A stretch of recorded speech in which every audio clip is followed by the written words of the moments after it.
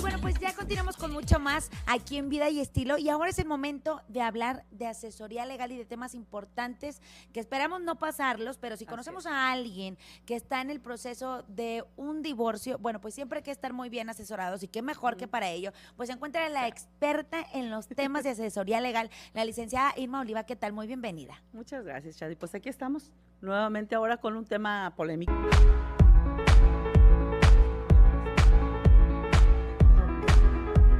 Bueno, pues es que de verdad que hoy ha sido tema tras tema de gran interés y de verdad preste mucha atención porque ya estamos en esa etapa, o más bien en esa época del año donde hay que presentar nuestra declaración y estar al corriente del tanto con nuestros impuestos, y qué mejor que, bueno, pues la licenciada Irma Oliva para hablar de este tema que nos quedamos previamente. Habíamos empezado con los procedimientos. Ay, Lo que pasa es te que voy a decir qué gusto tenerte. vamos, Mira, bueno, ¿ves? No, hombre, si ya se cuenta que hay que pagar, muchachos. Qué gusto es que como es, tenerte con gracias, nosotros. Chadi, qué linda. Pues aquí estamos otra vez viendo materia fiscal. Ya puedo empezar. Es que a mí me da bastante, mira, tan bonito que el lenguaje no verbal y que el amor, y luego, ¿qué pagan sus impuestos?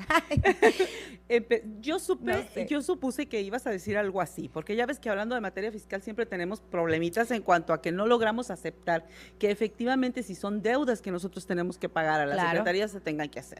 En todo momento somos retenedores y eso creo que la mayoría de los contribuyentes no lo ven.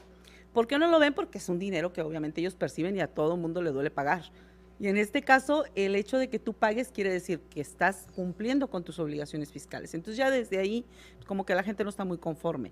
Y yo creo que empezamos con eso, ¿no? Teníamos pendiente la vez anterior que estábamos hablando de las facultades de comprobación de la autoridad fiscal, ¿te acuerdas? Sí. Estábamos checando que cada una de las personas tiene obligaciones para pagar o tiene declaraciones para pago o declaraciones sin pago. Cuando tú tienes que presentar ese tipo de obligaciones fiscales, que en este caso son ambas, pues no tenemos el inconveniente del particular para hacerlo, creemos. Sin embargo, la autoridad tiene que utilizar facultades de comprobación para supervisar que efectivamente esto se haga. Yo creo que de por ahí tendríamos que quitarnos el estatus de decir que la autoridad es cobradora. En realidad no lo es receptora. Okay. La obligación es del contribuyente y él es el sujeto activo que debe de llevar a cabo cada acto para poder cumplir con esa obligación. Si no lo haces, la autoridad está en toda la disponibilidad de ayudarte a cumplir, que ese es el papel y el rol que está jugando actualmente, que de verdad ¿no? Es interesante, digo, Así decimos, es. ay, no queremos pagar porque dices, oye, Así pero es. También hay derechos y obligaciones. Exacto, porque si en este caso lo ves desde esa perspectiva y la autoridad solamente te recibe, pues el que está haciendo todos los movimientos para pagar y debe de hacerlo conforme a la ley, debe de ser el propio contribuyente. El problema es lo que te decía al inicio, no todos están, no digamos que conformes, sino conscientes que eso debe de repercutir económico en beneficio de sí mismo y en beneficio de la comunidad. Eso es lo que cambia. Por lo tanto, si estuviéramos conscientes de eso, yo creo que ahí tendríamos una conciencia fiscal para que el particular pagara y cambiarían muchísimas cosas. Pero bueno, en vista de que no es esa la circunstancia, la autoridad debe utilizar las facultades de comprobación de acuerdo al artículo 42. ¿Qué hace? Pues te supervisa, checa que efectivamente hayas presentado tus declaraciones, ya sea con pago o sin pago, y después de eso supervisarte tanto lo que es auditoría, checar mercancía, checarte papelería, todo lo que corresponde a tu obligación. Si de todo eso surge que no has llevado a cabo el cumplimiento de tus obligaciones, pues obviamente va a la autoridad a hacerte una determinación de cantidades en dinero a pagar, ya sea lo que dejaste de pagar o una multa por una acción. Que puede ser como un porcentaje, Así porque ahora es. sí que sería, pues no tienen toda la información. Así es. De este contribuyente. Es una multa, efectivamente. Nosotros tenemos multas dentro del Código Fiscal ya previamente determinadas por incumplimiento. Esas multas son porque no hayas cumplido en presentar alguna declaración aunque vaya en ceros, pero son obligaciones. Que eso ya hemos hablado de, ojo, no porque ojo. yo no gané, o porque a lo mejor voy super tablas, o… No presentas la declaración, Sí, no. La declaración obligatoriamente la tienes que presentar, porque se presume que si no la presentas, quiere decir que de todas maneras hubo un ingreso, a menos que tú manifiestes que no. Okay. Y esa es una ventaja que tienes como contribuyente, que en el momento en el que inicia tu ejercicio fiscal y tú dices, la primera declaración la presento en ceros, presumimos que todas las demás son en ceros. ¿Sí? Okay. Hasta que presentes una con pago. Claro. Y al revés, es la misma situación. Si hoy pagué, pues el siguiente tengo que pagar, porque es como el común que se maneja normalmente. Por lo tanto, entonces tú tienes que presentar tus declaraciones. Si esas declaraciones van en ceros, pero no la presentaste, por cada obligación te va a cobrar una multa, porque obviamente es tu obligación presentarla.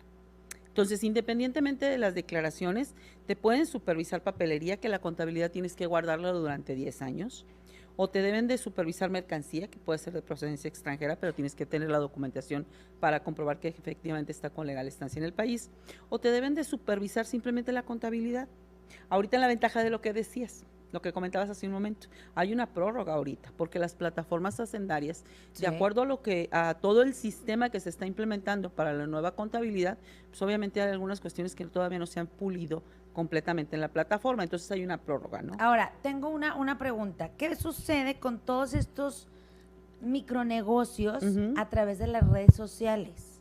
Bueno, todavía no están totalmente regulados. No, claro que Ahí no. hay un inconveniente muy grande. Normalmente lo que se hace es que estas gentes entran con plataformas y ellos empiezan a trabajar en plataforma. Muchos de ellos sí están dados de alta en Hacienda y sí son contribuyentes en su mayoría, pero hay mucha gente que está llevando comercio informal de esa manera. Es que hay que tiene su comercio y utiliza las redes sociales, pero de pronto, oye, una persona emprendedora que dice, bueno, yo hago pulseritas y las vendo a través de así Facebook. es. Pues estoy, o sea... Y es gente que no está de alta y ese es comercio informal, pero va a haber una policía cibernética. En eso se está ahorita trabajando para poder que empiece a funcionar. ¿Cuál es la idea? Pues checar las redes sociales y ver ese tipo de actividades, porque al final de cuentas todo lo que modifique tu patrimonio es un ingreso y de acuerdo a esos ingresos tú tienes que presentar tus declaraciones. Entonces ya por ahí tu obligación debe de ser de esa manera. Si no lo haces, pues va a haber una supervisión.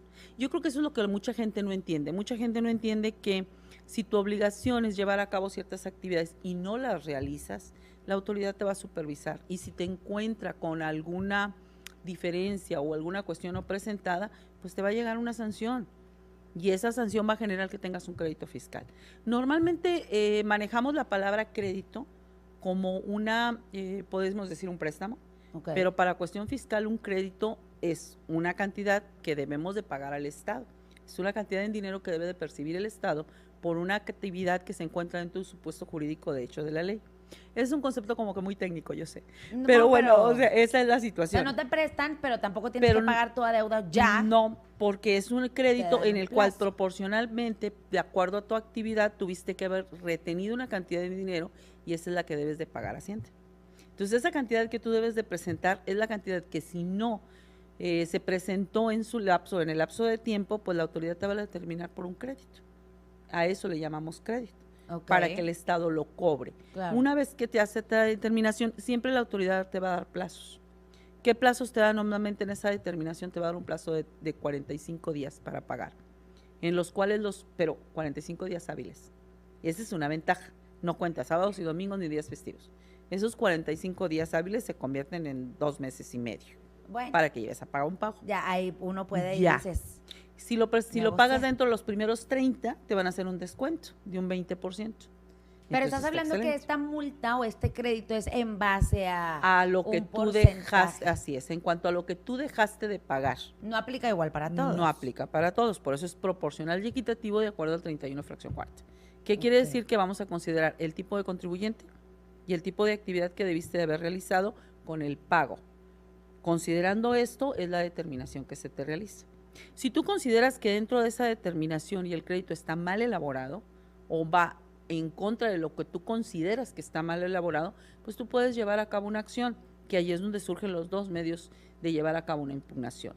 Los recursos de revocación, que son directamente ante la autoridad, o los juicios por separado, que son los contenciosos, ya sean los locales, porque las autoridades estatales o las autoridades municipales lo pueden hacer, o el contencioso fiscal, que es el federal, que también lo puedes hacer por materia federal. Ahora, yéndonos así como al extremo. Sí, de que, híjole, no pagué porque el negocio pues no me dio o pues no, ¿verdad? Fíjate, ¿Qué pasa? Tienes una opción. O sea, independientemente que tengas los 45 días para pagar, dentro de los primeros 30 tú puedes decirle a la autoridad, oye, me gasté el dinero, no lo tengo.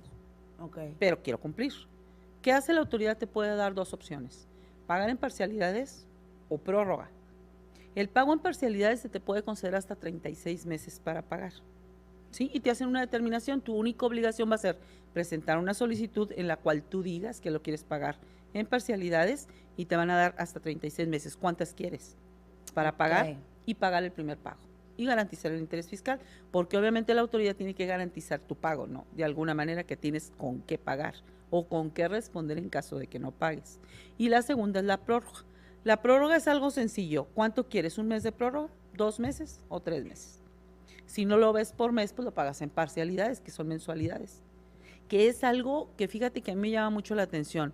La autoridad se abre para poder recibirte esos pagos. Sin embargo, el particular como retenedor debe de tener el dinero separado para pagar, pero los mexicanos somos malos para organizarnos. Sí, no, es que hablando de eso, no tenemos como, mira, ya me estoy acomodando porque está muy interesante este tema.